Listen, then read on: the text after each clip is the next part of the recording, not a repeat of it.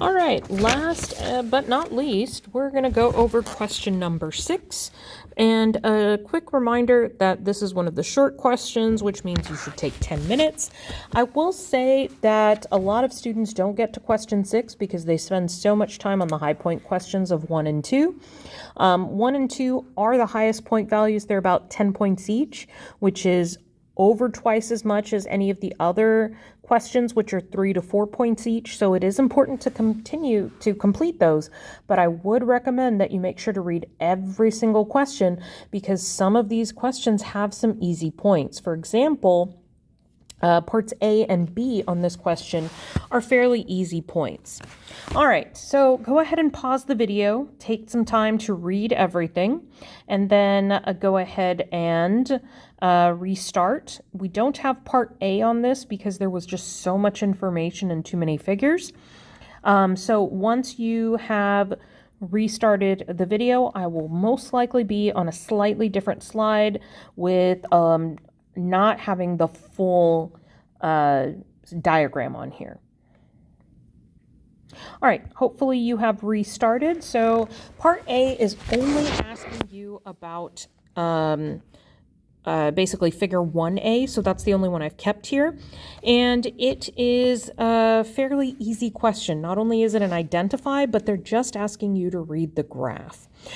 So they are asking you to figure out which of these has the average percent of metaphase cells with ALD-associated filaments closest to 12%. So you just need to read this graph and find something that's closest to 12%. If you look at this graph on the y-axis, you have 0 and 20. You need something that's about halfway through that. And if you'll look, it looks like the one that is closest to 12% is going to be just a smidge above 10%, which looks like it's going to be this one right here. So your answer would be the ALD1/deletion mutation. And if we move on, you will see the scoring guide does have that as the correct answer. I will admit when I was doing this, I misread the graph because I was just looking for the lowest one and I put the wrong answer. Fortunately, you are able to write on your FRQs, so you should be able to draw on the graph to help you be a little more accurate when reading it. All right, go ahead and read part B. And hopefully you paused so that you can read it. So we're trying to describe the difference in ALD protein production between the metaphase cells of flies with this genotype and this genotype. So we're comparing these two right here. And if you look back at the figure description, it's saying that the amount of ALD protein produced by each cell type, a thicker band indicates a greater amount of ALD protein. So you have a couple of ways that you can phrase this. You can say that there's more ALD is produced in the ALD3/ALD23 flies than in the ALD23/deletion flies. You could say the opposite. So let's go ahead and look at the scoring guide. You could say that more is produced in the ALD3/23 cells. You could say the opposite and say less is produced by the ALD23/deletion cells. Or you could say that there is none produced by the ALD23/deletion cells, but there is some produced in the other cells. The most important thing is, it's asking you to describe the difference, which means you need to have a comparative term. Make sure you are comparing both fly strains. Another thing is on this one, on this scoring guide, it makes it seem like it's optional to list the second cell type, but I have scored some of questions in years where you have to have both cell types that you're comparing, meaning you have to reference the ALD3/ALD23 cells and the one that you're comparing it to, the ALD23/deletion cells. So just to be on the safe side, if you're asked to compare two things, I would make sure to list them both in your description and make sure you use a comparative term like increase, decrease, more, less, something like that to show the difference between them. All right, so C, go ahead and pause so you can read it. And then hopefully you've restarted. So we're using the data in figures 1A and 1B, and we're supporting a hypothesis. So they're saying that you can have a normal amount of ALD-associated filaments even when there's half as much ALD protein as the wild type cells. So we want to compare to these wild type cells, and what you can do is you can compare with something that has about half as much. So I compared it to this guy because you can't compare it to this one because you want to say half as much ALD proteins. Well, honestly, I just compared it to the one with the deletion because that should have half as much protein produced because you only have half as many genes.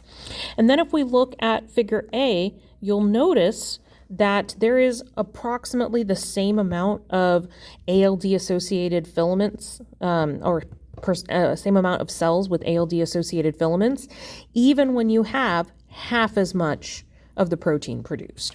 So you're supposed to use the data in both figures, so you need to reference both of them. So you can say in figure 1B, the wild type / deletion flies produce half as much protein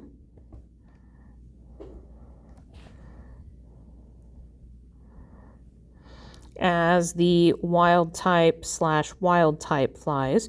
Notice that I'm trying to write in italics for the genes because gene names tend to be italicized, but I don't think that will be as big a deal on the AP test, just because it's hard to write in italics for some people. But it produces half as much ALD protein as the wild type flies. But in figure 1A, those two strains still have about the same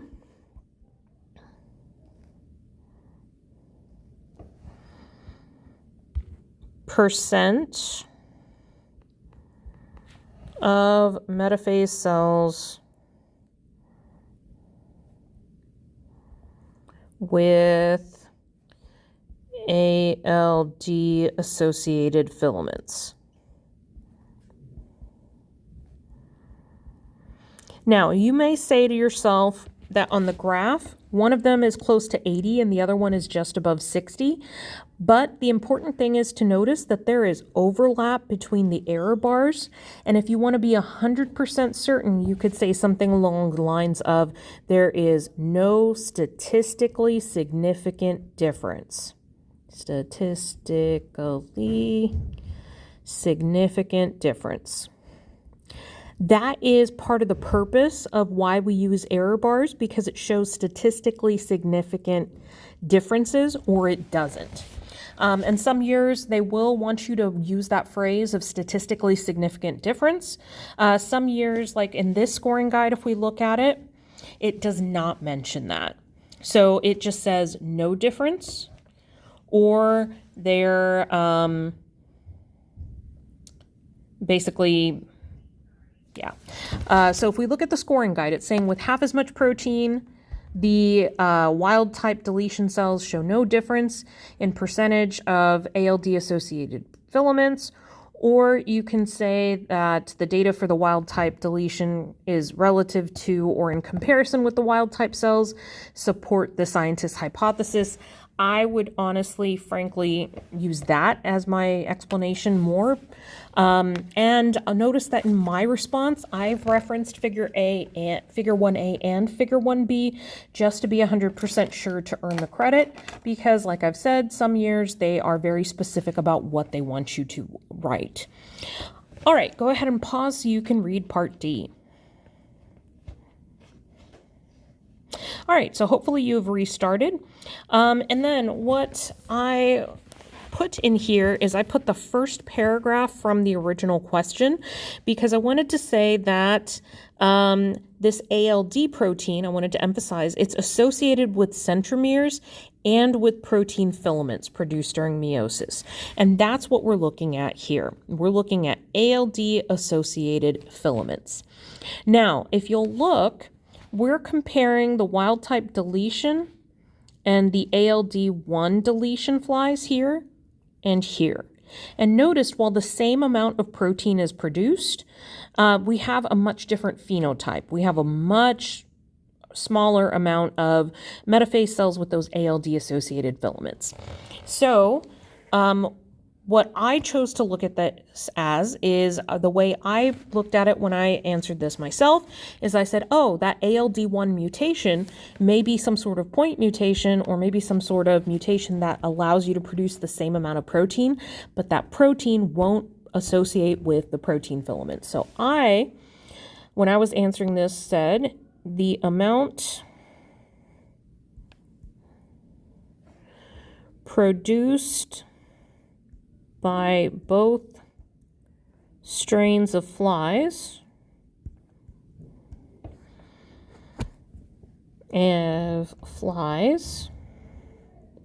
may be the same, but the ALD1 mutation may produce a protein incapable of associating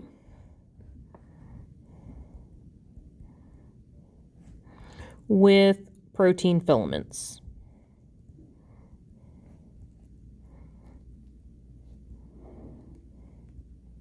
So when we look at the scoring guide, you'll see that that is actually the third choice.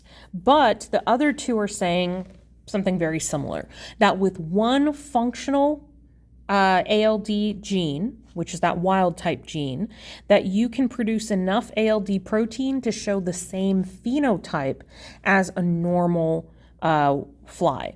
That's similar to what the second part is saying. It's saying when one allele encodes the functional ALD protein, the flies can still have that wild type phenotype or still have ALD associated filaments in similar amounts. So they're saying that as long as you have one functional gene, that's good enough to get you the normal phenotype. I put that the ALD protein in the ALD1 mutation just doesn't associate.